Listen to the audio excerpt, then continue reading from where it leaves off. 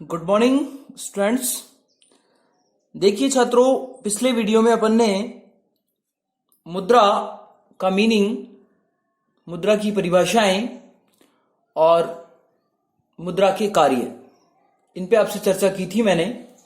और लास्ट में आपको विस्तार पूर्वक मुद्रा की फंक्शन, उनका क्लासिफिकेशन जो बताया था, उसमें समझाने की कोशिश की गई थी कि मुद्रा मुख्य रूप से 3-4 तरीके से काम करती है। प्राइमरी फंक्शन है उसके सेकेंडरी फंक्शन है, उसके अदर फंक्शन है। प्राइमरी फंक्शन में हमने जो प्राथमिक कार्य है उसमें हमने 2 प्रकार के कार्यों को शामिल किया था, विनिमय का माध्यम और मूल्य का मापक। गौण कार्यों में हमने शामिल किया था मुद्रा का मूल्य का संचय करना, मूल्य का स्थानांतरण करना, भावी सौदों का निपटारा करना। और आकस्मिक कार्यों में हमने आय की समानता की बात की थी, पूंजी की तरलता की बात की थी, साख का आधार किया था। ये चीजें मैंने आपको पिछले वीडियो में बताई थी। उसके बाद कुछ 1-2 कार्य अन्य कार्यों में और शामिल करते हैं, तो उनको मैं पिछले वीडियो में आपको नहीं बता पाया था, लेकिन उस पर हम एक बार चर्चा कर लेते हैं। उसके बाद फिर हम मुद्रा परिमाण पर बात करेंगे। तो अन्य कार्यों में 2 प्रकार के कार्य होते हैं। एक तो है शोधन क्षमता की गारंटी। एक कार्य तो यह है अन्य कार्यों में शोधन क्षमता की गारंटी, और दूसरा है निर्णय की वाहक। देखिए छात्रों, यहां ये दोनों ही अदर फंक्शन है मुद्रा के, बड़े महत्वपूर्ण कार्य। समय जैसे जैसे बदलता जा रहा है, मुद्रा की प्रयोगिता बढ़ती जा रही है, उसके अनुसार ये कार्य मुद्रा करने लगी है। सबसे पहले हम बात करेंगे शोधन क्षमता की गारंटी। शोधन क्षमता की गारंटी का मतलब होता है किसी भी कार्य को करने का विश्वास। उसकी बात की गारंटी कौन देता है? मुद्रा देती है। यदि किसी काम के पीछे मुद्रा की उपयोगिता या मुद्रा का स्टॉक नहीं है या मुद्रा की वैधानिकता नहीं है, तो उस स्थिति में उस कार्य पर कोई विश्वास नहीं करेगा। फॉर एग्जाम्पल, यदि आप कोई बैंक ओपन करना चाहते हैं, अब बैंक का सीधा संबंध लोगों से होता है, लोग उसमें अपना पैसा जमा कराते हैं, निकालते हैं, तो वो पैसा बड़ी पैसे राशि उसमें जमा करा देते हैं, निकाल लेते हैं, तो वो एक विश्वास है बैंक का और ग्राहक का। तो उस विश्वास के पीछे कौन काम कर रहा है? उसकी शोधन क्षमता की गारंटी कौन दे रहा है? मुद्रा दे रही है। क्योंकि बैंक को आरबीआई का सपोर्ट होता है, रिजर्व बैंक ऑफ इंडिया का, और रिजर्व बैंक ऑफ इंडिया ये भारत सरकार का उपक्रम है। हम इस पर विश्वास करते हैं, और इसका जो नियंत्रण है वो बैंकों पर आरबीआई का है।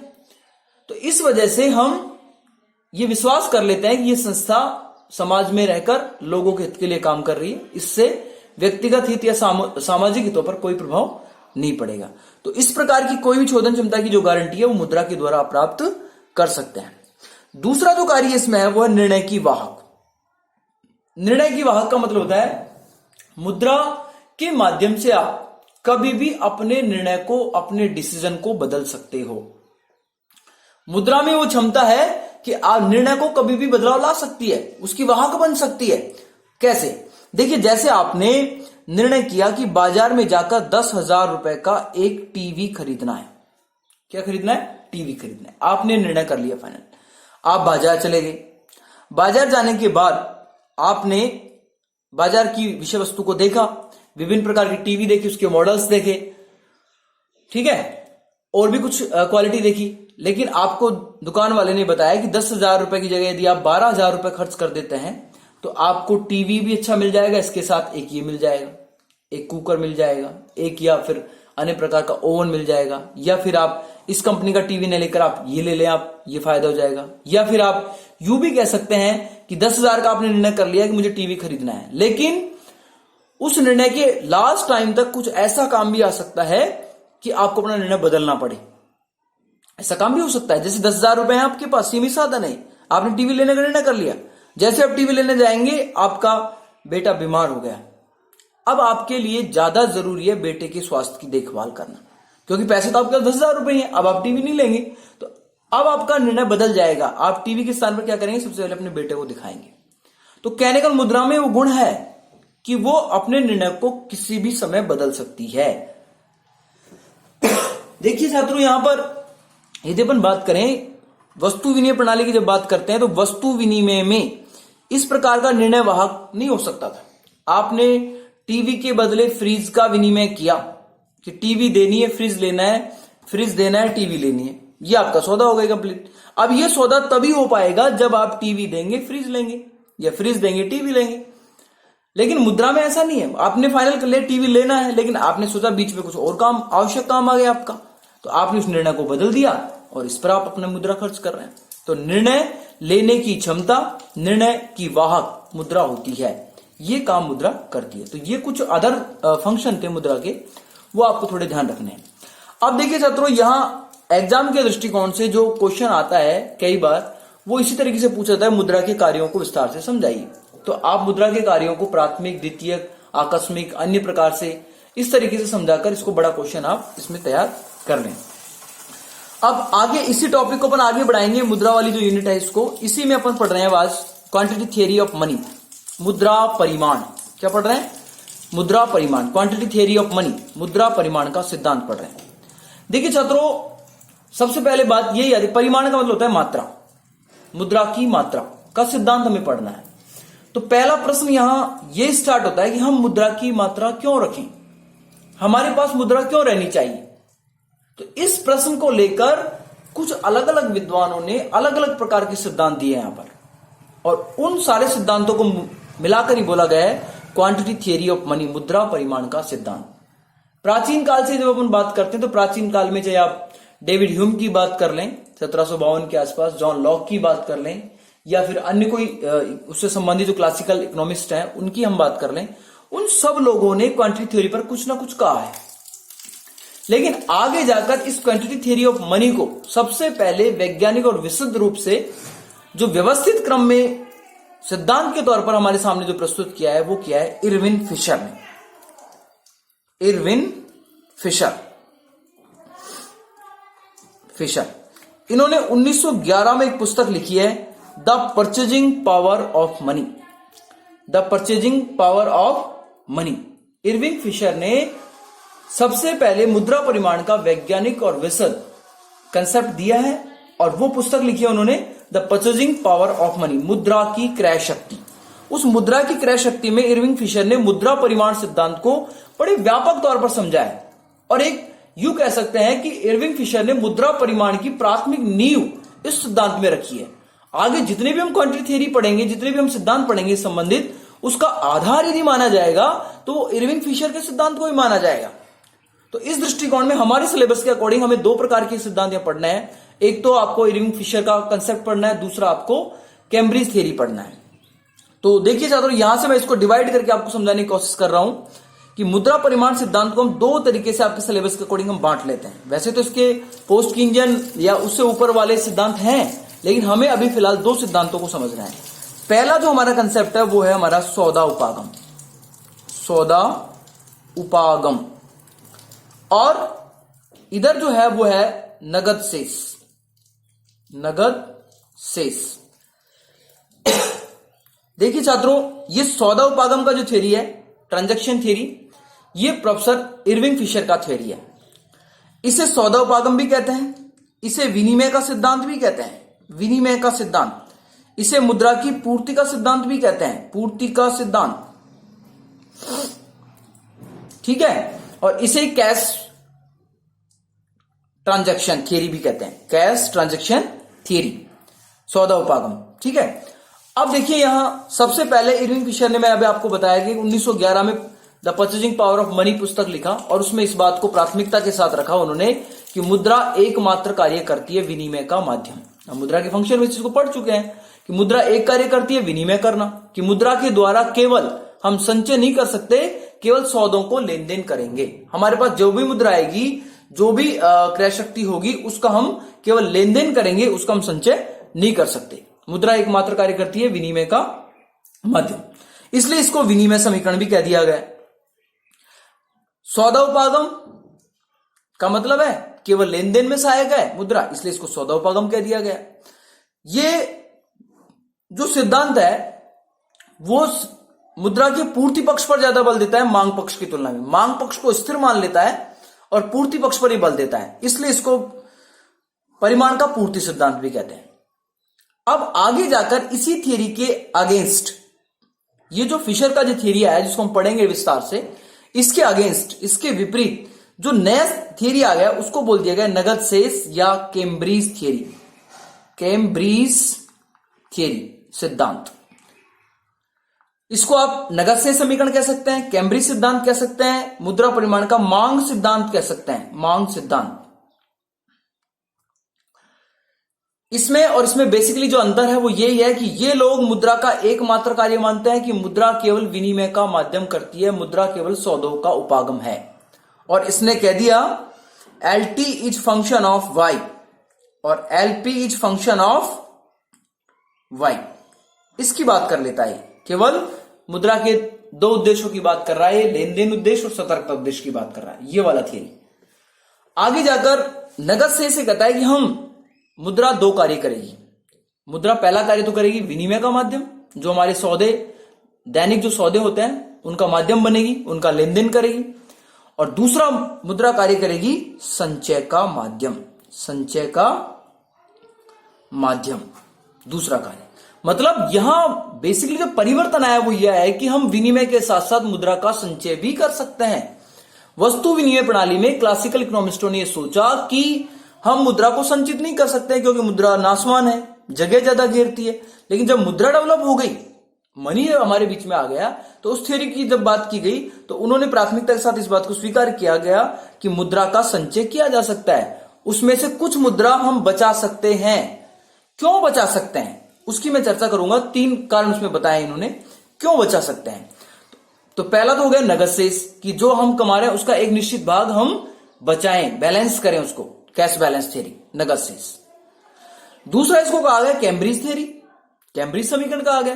कैम्ब्रिज समीकरण क्यों कहा गया? क्योंकि इस सिद्धांत को देने वाले जो व्यक्ति हैं वो कैम्ब्रिज विश्वविद्यालय के प्रोफेसर हैं।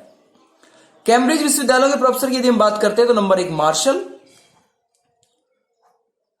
नंबर 2 पीगू, नंबर 3 रॉबर्टसन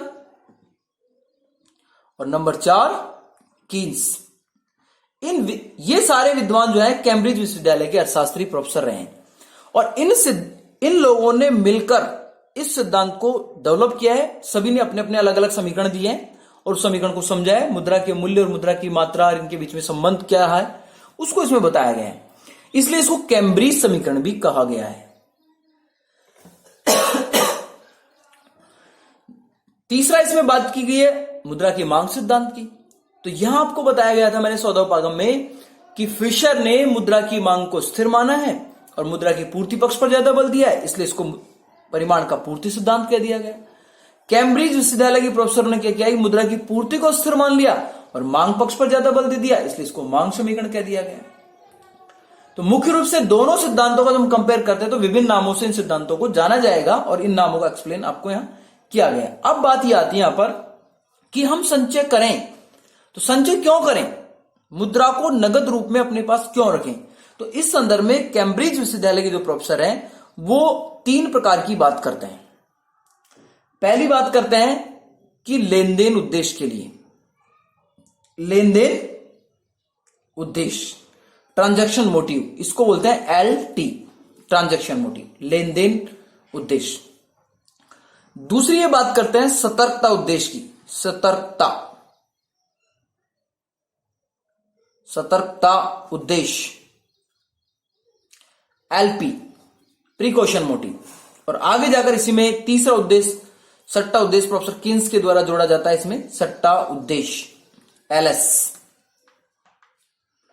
ये दोनों आय के फलन होते हैं और ये ब्याज की दर का फलन होता है। तो लेन देन उद्देश्य का मतलब क्या है कि हमारे दैनिक जीवन में आय की प्राप्ति और खर्चों के बीच में एक समय का अंतर होता है, टाइम लैग्ड होता है। एक समय का अंतर देखा जाता है कि हम खर्चे तो रोज करते हैं, और आय की जो हमें प्राप्ति होती है वो या तो मासिक होती है या छमाही होती है या त्रैमासिक होती है या वार्षिक होती है। तो कहने का मतलब एक व्यक्ति जब 30 दिन तक काम करता है तो 30 दिन काम करने के बाद अगले महीने में जाकर उसको सैलरी या पगार मिलता है। तो क्या वो 30 दिन तक उपभोग नहीं करेगा, खर्चे नहीं करेगा, एक्सपेंस नहीं करेगा? जीवन चलाने के लिए खर्चे तो रोज करने पड़ेंगे ना। तो हमें क्या करना होता है, जो हम कमाते हैं उसका एक निश्चित भाग हम अपने आगे जब तक हमें सैलरी नहीं मिलेगी उन खर्चों के लिए हम अपने पास नगद रूप में रख लेते हैं। तो वो लेन देन उद्देश्य हमारा दैनिक जो लेन देन क्रियाएं होंगी उनके लिए हम जो मुद्रा बचाकर रखेंगे, नगद शेष बचाकर रखेंगे, वो लेन देन उद्देश्य होगा। इसके अलावा कैम्ब्रिज विश्वविद्यालय के प्रोफेसर ये बताते हैं कि कुछ मुद्रा हमें क्यों रखनी चाहिए। उसके लिए सतर्कता की बात करते हैं, प्रिकॉशन मोटिव की बात करते हैं कि हमारे जीवन में दो प्रकार के जोखिम आते हैं। एक निश्चित जोखिम जिनका घटना जरूरी है, वो हमारे जीवन में घटेंगे। एक अनिश्चित जोखिम जो आ सकते हैं या नहीं भी आ सकते हैं। निश्चित जोखिम जैसे बुढ़ापा, ये निश्चित जोखिम है, ये सबके जीवन में आना है। और बुढ़ापे में व्यक्ति काम करने के योग्य नहीं रहता है, उसकी जो कार्यशैली है या कार्य करने की जो क्षमता है वो कम हो जाती है, वो काम नहीं कर पाता है। लेकिन उस समय भी उसको नगद की जरूरत होगी अपनी आजीविका चलाने के लिए। तो इस प्रकार के जोखिम से बचने के लिए भी आप अपने पास नगद रूप में सेविंग करें, बचाएं। कुछ इस प्रकार के अनिश्चित जोखिम भी हो सकते हैं, जैसे एक्सीडेंट। अभी फिलहाल आपका कोई किसी प्रकार का एक्सीडेंट हो जाए तो वो एक्सीडेंट होने के बाद आप किसी समस्या में आ जाए, तो उस समस्या को दूर करने के लिए आपको नगद मुद्रा होना जरूरी है। और सट्टा उद्देश्य का मतलब यहां ये कीन्स ने तीसरा प्रकार का उद्देश्य इसमें जोड़ा है, और वो ये कहता है कि जीवन में ब्याज की दर के परिवर्तन होते रहते हैं और यदि हमें उनका लाभ उठाना है, जोखिम खेलना है, तो ऐसी स्थिति में नगद मुद्रा हमारे पास होनी चाहिए। फॉर एग्जाम्पल, मेरे पास 10 लाख रुपए हैं और बाजार में मुझे लगा किसी कंपनी के शेयर डाउन हो गए, उनकी रेट ऑफ इंटरेस्ट घट गई है, तो मैं तुरंत 10 लाख रुपए का इन्वेस्टमेंट करूंगा और उन शेयरों को क्रैक कर लूंगा, लाभ कमा लूंगा। इसी प्रकार यदि उन शेयरों का रेट घट जाता है और मेरे पास नगद मुद्रा नहीं है, और जब तक मैं नगद मुद्रा जुटाता हूं इधर उधर से करके, तब तक उनका रेट ऑफ इंटरेस्ट बढ़ जाता है, तो मैं उस लाभ से वंचित हो जाऊंगा।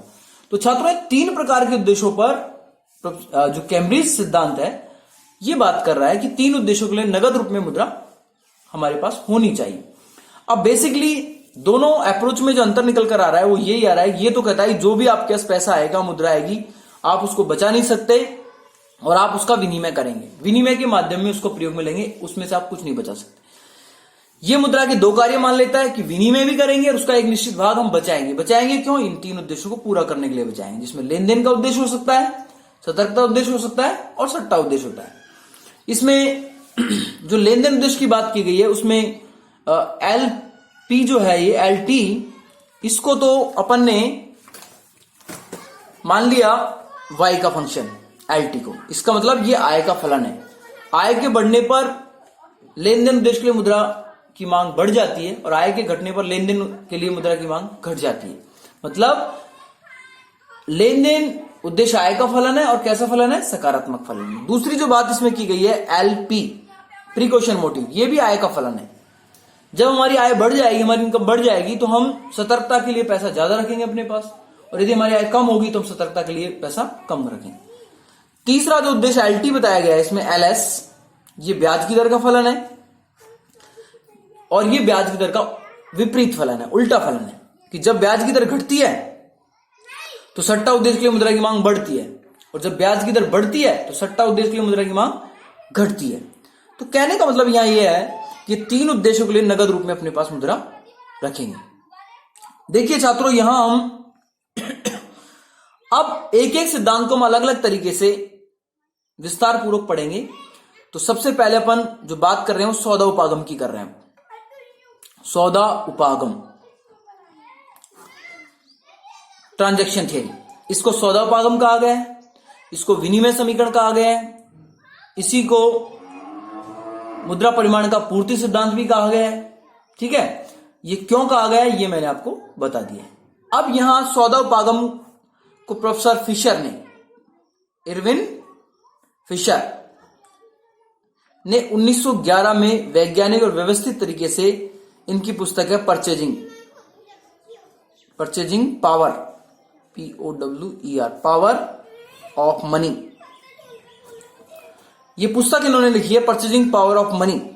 इसमें इस सिद्धांत को व्यवस्थित तरीके से दिया है और बेसिकली 2 बातों पर इन्होंने मुख्य रूप से बात की है। एक तो है मुद्रा की मात्रा, क्वांटिटी ऑफ मनी। ठीक है, इसका संबंध 2 चरों से स्थापित किया है इसने। एक तो कीमत स्तर से और एक इसने किया है मुद्रा के मूल्य से। अब प्रोफेसर फिशर ये कहते हैं कि यदि मुद्रा की मात्रा बढ़ेगी, क्वांटिटी थ्योरी ऑफ मनी बढ़ेगा तो निश्चित तौर पर कीमत स्तर भी बढ़ेगा, और बाजार में मुद्रा की मात्रा घटेगी तो कीमत स्तर भी घटेगा। इसका मतलब यह है कि मुद्रा की मात्रा और कीमत स्तर में सीधा संबंध है। ऐसे समझिए आप कि बाजार में 200 रुपए का चलन है, तो ये 200 रुपए का चलन तो क्वांटिटी है, और इस स्थिति में कोई वस्तु 2 रुपए की आ रही है, ये उस वस्तु की कीमत है।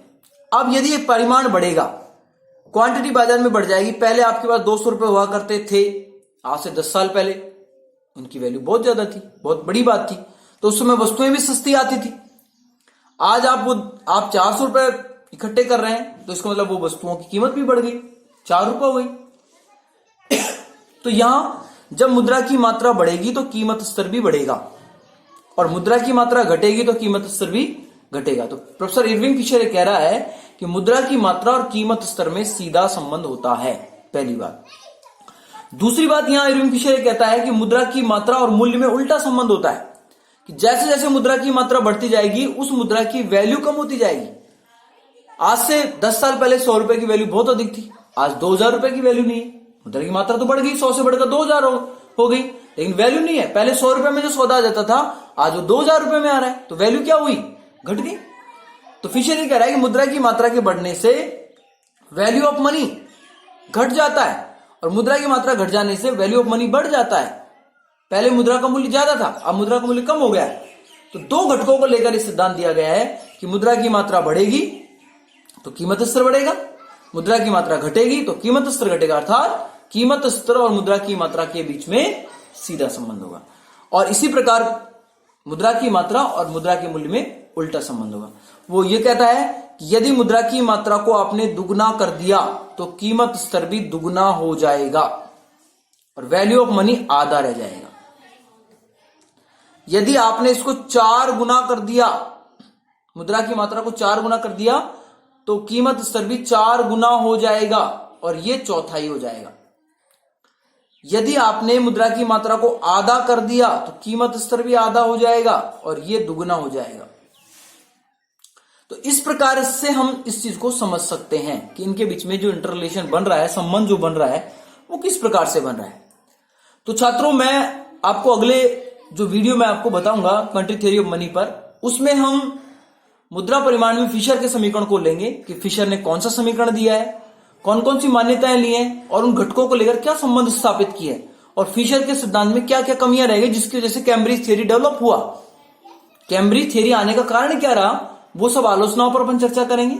फिशर के सिद्धांत का जो समीकरण है उस समीकरण पर हम चर्चा करेंगे, फिशर के सिद्धांत की मान्यताओं पर हम चर्चा करेंगे। तो इन सारी बातों को लेकर मैं अगला वीडियो आपको यहाँ दूंगा। तो आज के लिए हम इस जो बताया गया है इस पर आप अपने ध्यान केंद्रित करेंगे और इसको पढ़कर आप अपने नोट्स तैयार करेंगे। देखिए छात्रों, महिला महाविद्यालय बांदीकुई चैनल को आप सब्सक्राइब करें, बेल आइकॉन बजाएं ताकि आपको नए नए जो वीडियो उनकी नोटिफिकेशन मिल सके। यदि आप ऐसा नहीं करेंगे तो निश्चित तौर पर आपको नोटिफिकेशन नहीं मिल पाएगा, नए वीडियो नहीं मिल पाएंगे। तो इसलिए ज्यादा से ज्यादा आप सब्सक्राइब करें, और किसी प्रकार की कोई समस्या यदि आपको लेक्चर संबंधित आ रही है तो आप कमेंट बॉक्स में लिखकर आप पूछ सकते हैं कि आपको किस टॉपिक में कहां समस्या आ रही है। धन्यवाद।